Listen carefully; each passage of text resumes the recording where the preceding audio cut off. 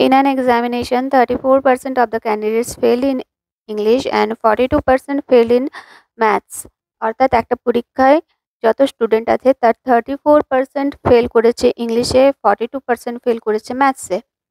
If 44% passed in both subject, যদি দুটো subject মিলিয়ে 44% পাস করেছে, then what percent of candidates failed in both subject, তাহলে কত পার্সেন্ট ক্যান্ডিডেটস দুটো সাবজেক্টেই ফেল করেছে এটা আমাদেরকে বার করতে হবে। টোটাল পার্সেন্ট অফ ক্যান্ডিডেটস 100, আর ইংলিশে 34% ফেল করেছে এটা দেওয়া রয়েছে, ম্যাথসে ফেল করেছে 42% এটাও দেওয়া রয়েছে।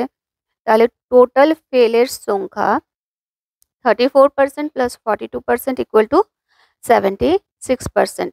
এই 76% যেটা হচ্ছে সেটা হচ্ছে ম্যাথসেও ফেল করেছে আর ইংলিশেও ফেল করেছে।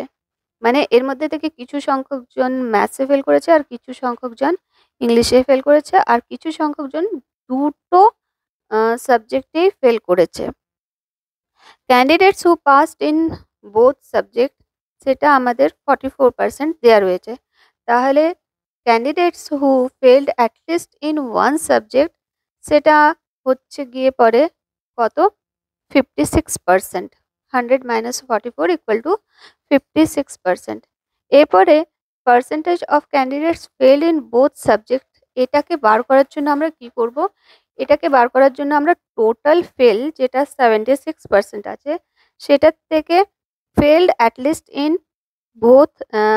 ইন ওয়ান সাবজেক্ট এটাকে যদি মাইনাস করে দিই তাহলেই আমরা অ্যান্সার পেয়ে যাব।